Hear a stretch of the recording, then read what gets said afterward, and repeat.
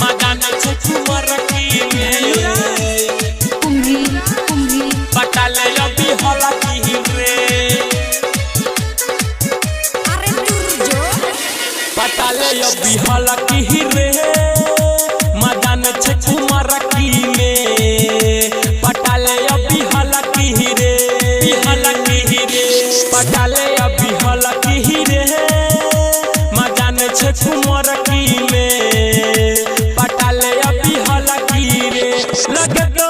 लाली रे कनवा में वाली सब रहतो समान लसन सिहरे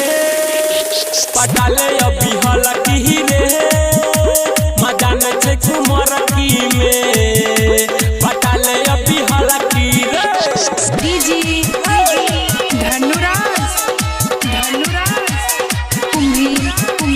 पटाले अभी होला की रे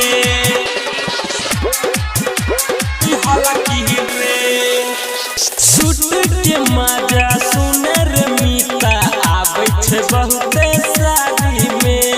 धीरे धीरे हाथ लगावे धके आकाबारी में सूट के मजा सुने रे मीता आवे छे बहुते साड़ी में धीरे धीरे हाथ लगावे धके आकाबारी में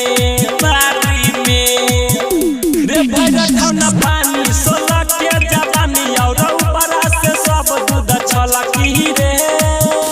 पटाले अभी होला की रे मदान छुमर की पटाले अभी होला की रे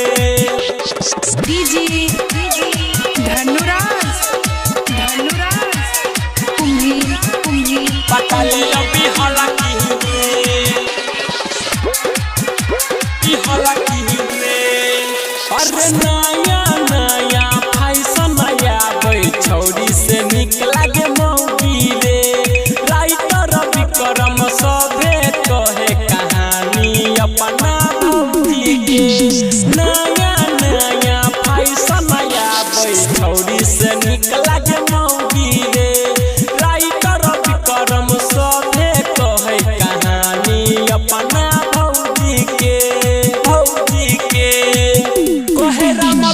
प्रेमी सोना जीवन और छोटू सबे कहे जवानी छलकी रे पटाले अभी होला की रे मदान छुमर की पटाले अभी होला की रे पटाले अभी होला की रे।